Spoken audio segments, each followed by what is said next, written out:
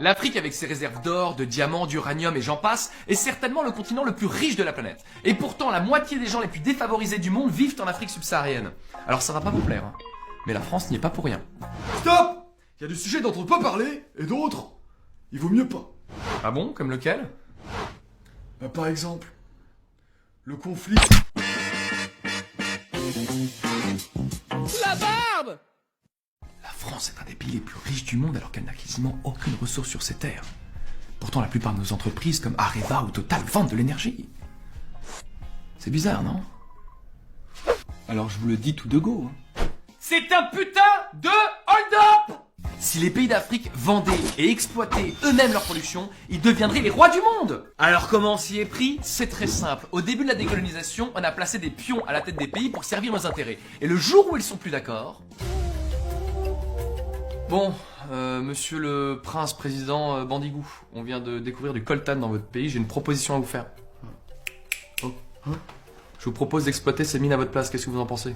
Mon pays est un pays libre, qui s'est affranchi de tous ses anciens colonisateurs. Monsieur Marabout Ficelle, laissez-moi finir. Je vous propose un contrat sur 100 ans, non renégociable, mais en échange, une belle valise de billets. Ces richesses appartiennent à mon peuple. Il revient à nous seuls d'exploiter ces mines et d'en faire nous développer à la hauteur de nos richesses. C'est agaçant, monsieur Masque Vaudou, vous en avez conscience, hein. Si tout le monde campe sur ses positions, on peut pas avancer, hein. Je suis africain et je suis fier. Le Caponeria est mon pays et je le gère comme je veux. Attendez, monsieur Tombouctou, si vous êtes ici, c'est grâce à nous. Vous seriez pas le premier dictateur qu'on renverse. On est d'accord avec ça ou pas? Vous voulez vous retrouver dans Paris avant des petites tours Eiffel à la sauvette? Attendez, on peut discuter. La valise là, c'est des euros? Bah, évidemment. Bon, va pour une concession sur 100 ans. Par contre, je garde 5% du profit pour moi. Vous êtes dur en affaires, hein? J'ai fait HEC. C'est pas vrai, moi aussi. Quelle promotion? 86. Bah moi c'était celle de 87, on a dû flipper hein. Ah, c'est dommage. Voilà, petite signature ici. Eh ben c'est parfait, ça, monsieur Boubou, les bons comptes font les bons amis, hein, vous savez ça. De toute façon, on se revoit bientôt, il y a la présidentielle qui approche, on aura certainement besoin de vous pour financer une campagne. Ah, vous revenez quand vous voulez. Et quand les colonies ont voulu devenir indépendantes, on leur a dit ok, mais vous nous payez une taxe coloniale. Du coup, les anciennes colonies ont commencé leur indépendance avec une putain de dette envers la France. On leur a mis à l'envers dès le début, hein. C'est le cas d'Haïti, première colonie indépendante qui a complètement été ruinée par cette taxe. Oh yeah, maintenant! Mais vous êtes qui? Je suis le chevalier Bertrand Zoutard et je viens acquérir vos impôts pour le seigneur. Mes impôts. Eh oui, Gredin, vous me devez la dîme, le sens et la gamelle. Vous êtes complètement timbré, on n'est plus au Moyen-Âge. Ne dites pas de sottises, ville canaille, ou je vous transperce là. Attention. Bon, on fait quoi? Bah je vais appeler les flics. Je reviendrai, croyez-moi. Je reviendrai, taillot. Fou ce type. Et comme si ça suffisait pas, on contrôle aussi leur monnaie, le franc CFA qui est entièrement imprimé en France et qui à la base signifiait franc des colonies françaises d'Afrique.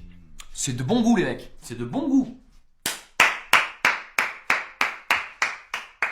Et évidemment là-bas on retrouve toutes les banques françaises, hein, la BNP, le LCL, la Société Générale, qui ne font pas de prêts aux habitants ou alors à des taux quasiment impossibles à rembourser pour empêcher les entrepreneurs locaux d'investir dans leur propre pays. Bon alors qu'est-ce que je peux faire pour vous? En fait voilà, on aimerait sortir du franc CFA. Je comprends pas. On aimerait avoir notre propre monnaie, pas la Banque de France quoi. Mais ça d'accord, mais pourquoi? Pour nous développer, pour construire des usines, pour avoir des infrastructures, connaître la croissance quoi. Je comprends pas le principe. Hein. Pardon? Non mais je veux dire, vous avez pas besoin de vous développer, vous avez le soleil. Eh, c'est quand même bien le soleil. Écoute-moi bien, il est où mon argent? Tu vas me rendre mon argent, tu veux que je te gifle? Je te gifle? Est-ce que je te gifle là maintenant devant tout le monde? Une déculottée comme jamais tu as eu. Mais comment ça? Je laisse mon argent? Tu veux quoi avec? Tu t'amuses?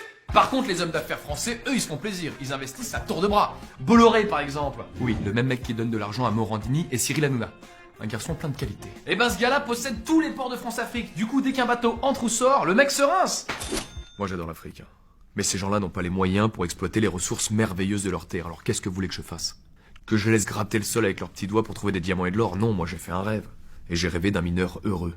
Et je lui donne les moyens de ce bonheur. Et grâce à moi, les ressources ne restent pas inexploitées. Et ça, c'est beau. Bon, après, évidemment, en échange, faut leur construire une route ou un pont et après ils te prennent pour le bon Dieu.